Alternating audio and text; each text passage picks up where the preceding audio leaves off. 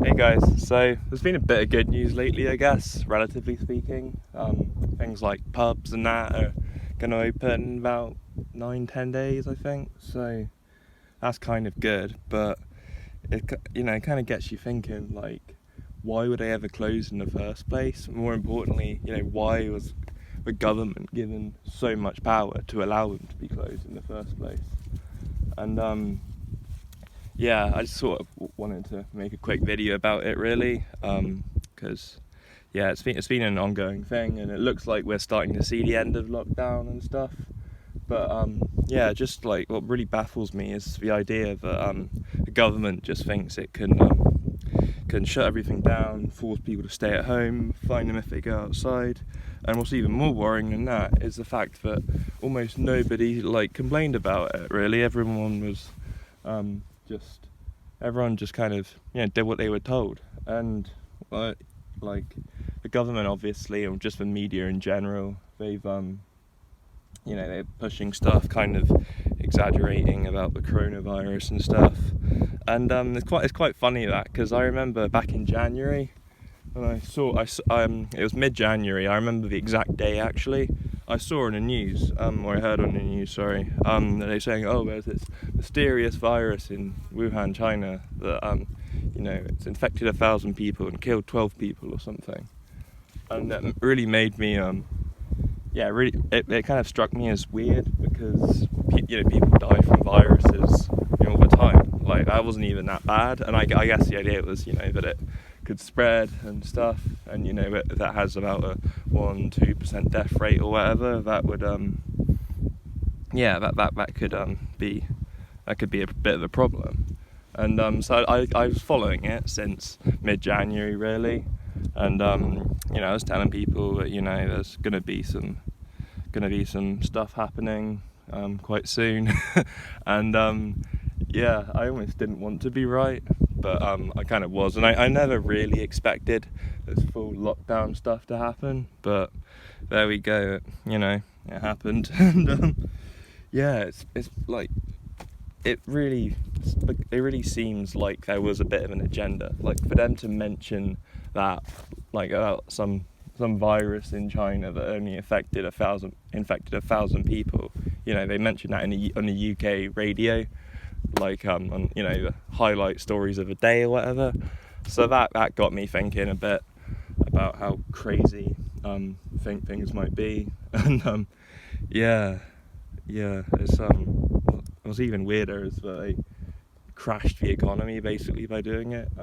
UK figures say 20% recession already, and that's effectively set the UK economy back 25 years, I think. Of course, you could argue that it'll bounce back a little bit, because obviously businesses have been forced to shut and stuff, so it's pretty, by definition, there isn't going to be as much economic activity. So whatever you'd think, that'll be temporary, we'll bounce back. But the thing is, so many businesses have been permanently closed, so many people have been made redundant, and obviously, the government's going to demand people pay more tax, presumably, and or cut public services to pay for the tens of billions of pounds,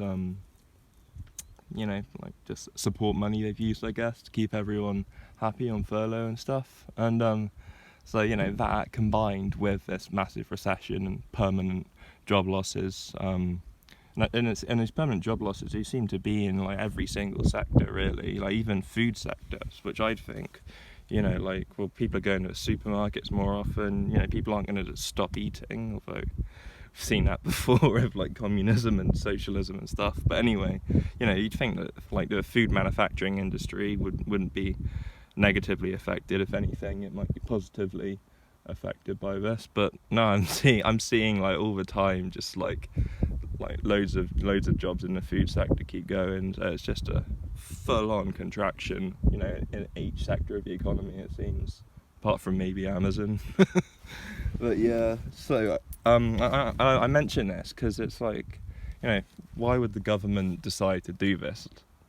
like to crash their economy for a virus that, like, we all know really it only has like a 1% death rate at maximum. But I mean, if you look at like some countries where they've done massive testing per capita, I think the Faroe Islands and Iceland, you see that like the death, like they've tested like pretty much half of their half the people on their islands and stuff. But the death rate comes out as I think it was Kuwait or Qatar as well that had a really high test rate. But you see that like hundreds of people have been affected, or even thousands of people have been infected, but only like 1 or 2, or even on the Faroe Islands I think it was like 0 people died.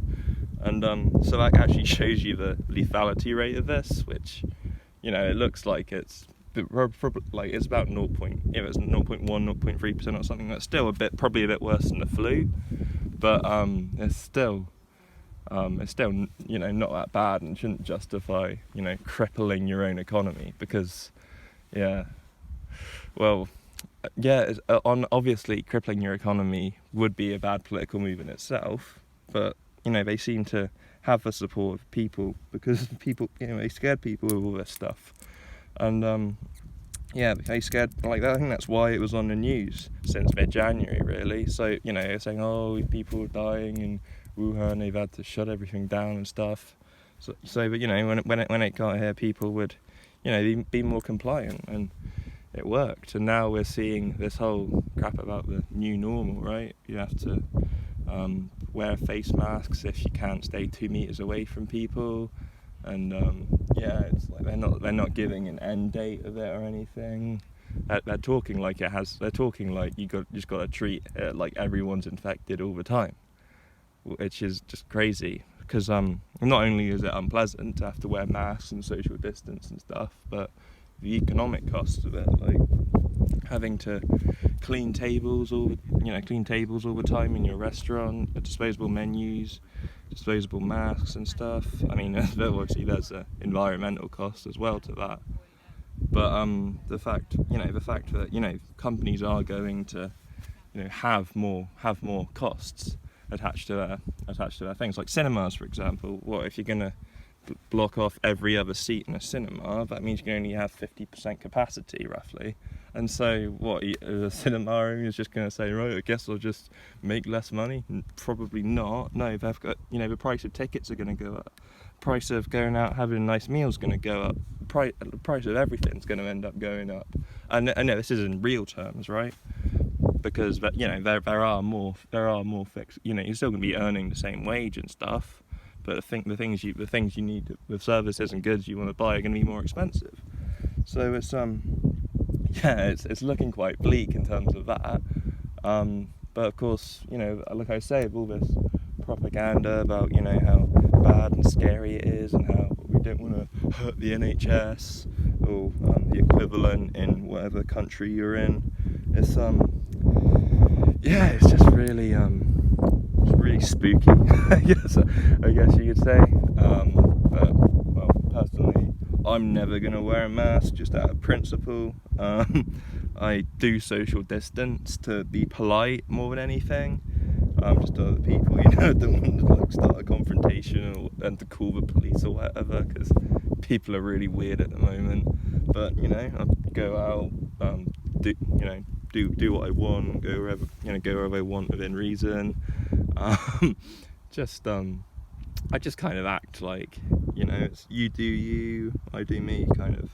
And that's what it should have been from the start. If you hear that the virus is coming, it's scary and stuff. And I'll be honest, at the beginning, like I was pretty scared, but because I didn't know much about it, and when it really hit the UK and stuff, I hadn't had much sleep lately, and there were just a few personal reasons I was really stressed. But after I'd had a good sleep and thought about it, I was like, what did I just say? So no, I never truly supported lockdown, and I think it was a really bad idea. And I think that always should have been, if you want to open your business and stuff, if you want to keep your business open, you do it. If you want to shut it, you do it. If you want to stay at home and save lives, do it. If you don't, if you just want to go out and get on with life, be able to do it. That's all it should have been from the start, really. Because I mean, you look at places like Sweden, Belarus, they're no worse off. I mean, you know, people have been practicing some forms of social distance in those countries, but you know, when you compare them to like the UK by the numbers, assuming we can trust any numbers at all, not just China's numbers, because yeah, like comparing the UK numbers to like Southern Europe, especially Spain as well, it's a bit weird. You know, it's Spain, they've like really they just had a massive drop in cases just in time for the summer, you know, tourism season. Because 11% of Spain's GDP comes directly from tourism. But anyway, yeah, we can't really trust any numbers, I don't think. But from the numbers we've seen from small countries, they seem to be fairly consistent. As I said, you know, pretty low death rate, around 0.1 to 0.3%. So if I had to put a figure on it, I'd give it that range. But regardless of what its death rate is, you know, these lockdowns are never justified, because it's just complete tyranny, really. They could just make up something, you know, say there was a cold going round and, you know, list like old people dying in care homes as you know, COVID-19 deaths or whatever. That might be what that I know in my area, like almost all deaths have been people in care homes who were like going to die in a few weeks anyway, so that's kind of suspicious. But regardless, I digress. You know, the lockdown was never justified, and even though the daddy government or nanny state or whatever you want to call it, it's given us back some of our liberties slowly, you know, never forget that they think they have a right to take them away whenever they feel like it, and even more worryingly that, you know, most people don't seem to care.